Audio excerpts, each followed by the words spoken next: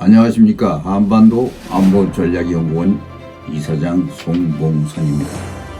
오늘은 암호화폐와 해킹은 핵무기 재혼이라는 제목을 가지고 방송을 시작하겠습니다.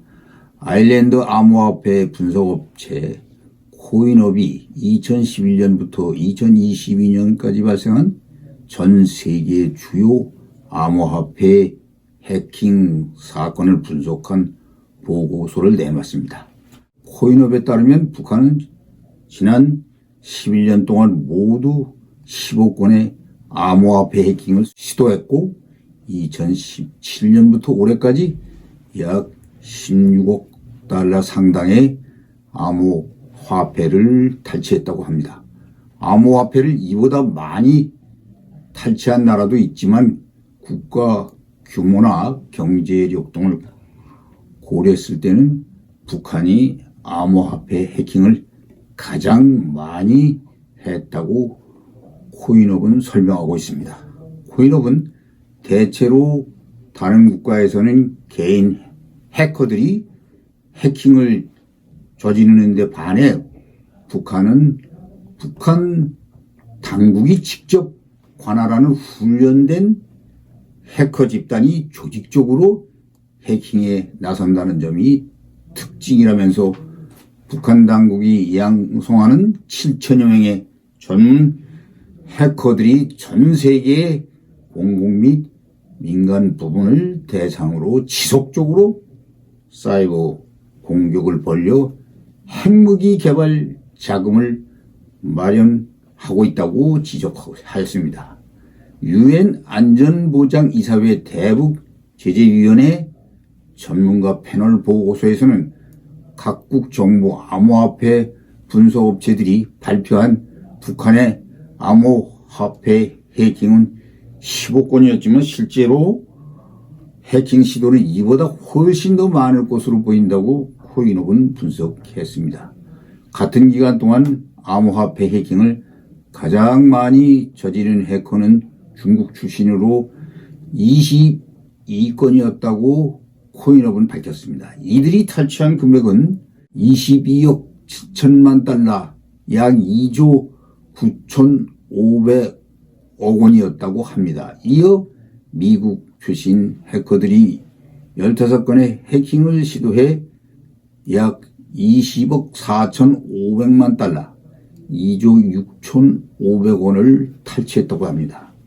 그리고 러시아 해커들은 8건의 해킹을 통해 14억 6천만 달러, 약 1조 8,900억 원을 탈취했다고 합니다.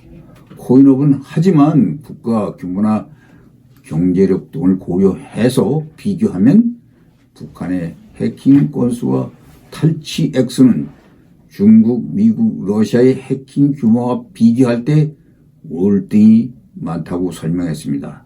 한편 미국 재무부는 6월 30일 배포한 보도자료에서 브라이언 넬슨 재무부 차관이 지난 6월 27일서부터 29일간 한국 경제금융 외교 당국자들과 만나 북한의 금융 관련 공격에 대응하기 위한 공조를 지속하기로 했다고 전했습니다. 닐슨 차관은 또한 한국 정부와 북한의 암호화폐 해킹에 대한 대응 방안도 논의했다고 미국 재무부는 밝혔습니다. 미국 재무부는 그러면서 지난 몇 달 동안 북한이 탈취한 암호화폐 자금 세탁과 관련이 있는 믹서, 즉 물타기 관련자들을 제재했다고 강조했습니다.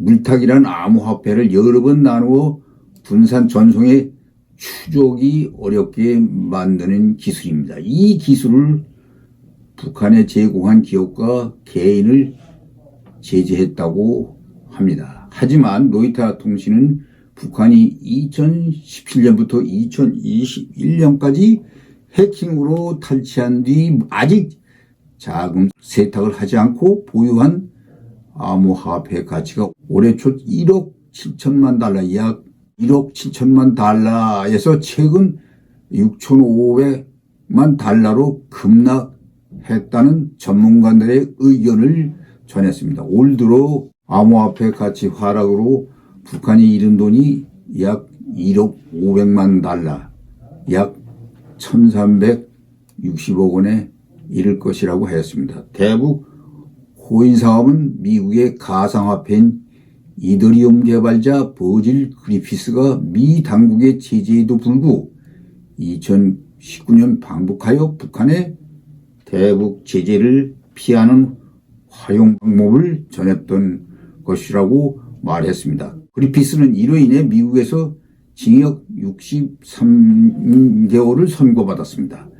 앤 뉴버거 미 백악관 국가안보회의 사이버 신흥기술 담당 부보좌관은 북한은 지난 7월 사이버 활동을 통해 미사일 프로그램에 필요한 재원의 3분의 1을 충당하고 있다고 밝혔습니다. 한편 우리나라 박원순의 서울시 대북 코인 사업 연구소는 그리피스 한국연락체인 에리카 강, 본명은 강현정, 크립토 서울 대표와 주고받은 이메일로 인해 불거진 바 있습니다.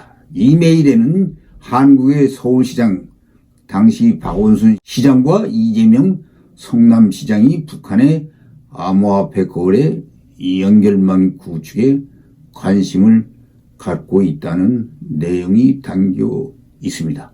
조은희 의원이 지난 12일 국정감사에서 공개한 내용에 따르면 이가 강의 대표로 있는 크립토 서울은 박원순 전 시장이 재임하던 2019년 서울시에서 서울 창업허브 블랙체인 협의체 기관으로 선정됐다고 합니다. 이에 따라 크립토 서울이라는 업체가 서울시 행사를 3일간 주도해 서울시 산하산업진흥원에서 지원금 1,800억 원을 받아갔다고 합니다.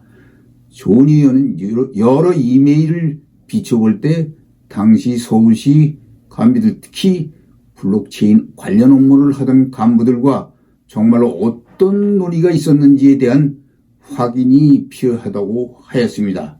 문제가 있으면 경찰 등 사법당국에 조사를 요청해야 할 사안이라고 했습니다.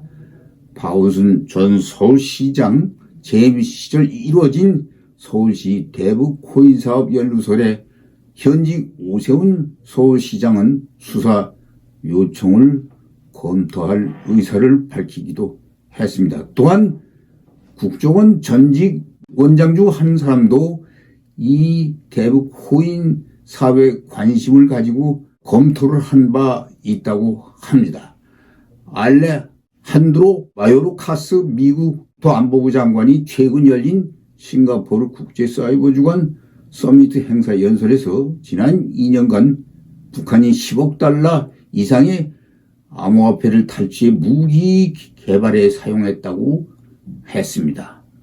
마요르카스 장관은 특히 북한이 각국 기관을 대상으로 이런 사이버 강탈 행위를 자행하고 있지만 그의 처벌을 받고 있지 않다면서 암호화폐 탈취 등을 통한 북한은 핵무기 개발 가용 자금으로 이를 활용하고 있다고 밝혔습니다. 북한은 고강도 국제 제재 때문에 기존의 외화벌이 수단이 대부분 차단되자 전 세계를 향한 전방위 해킹을 새로운 돈벌이 수단으로 정해 적극적으로 육성하고 있다고 합니다. 북한이 국가 차원에서 개입한 대표적 해킹 조직은 경찰총국과 연계된 것으로 추정되는데 이 경찰총국의 전위 조직 이름은 라자루스 그룹이라고 합니다. 이들은 지난 3월 블록체인 비디오 게임인 엑시 인피니티에서 발행한 6억 달러 상당의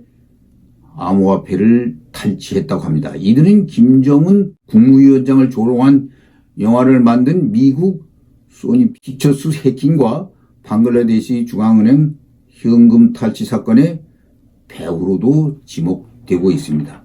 올해 발생한 암호화폐 탈취 사건의 60% 정도가 북한과 연계된 해커들의 소행이라고 합니다. 사법당국은 곽원순, 이재명의 암호화폐 관련 내용을 철저히 수사하여 북한 연기를 밝혀내야 합니다.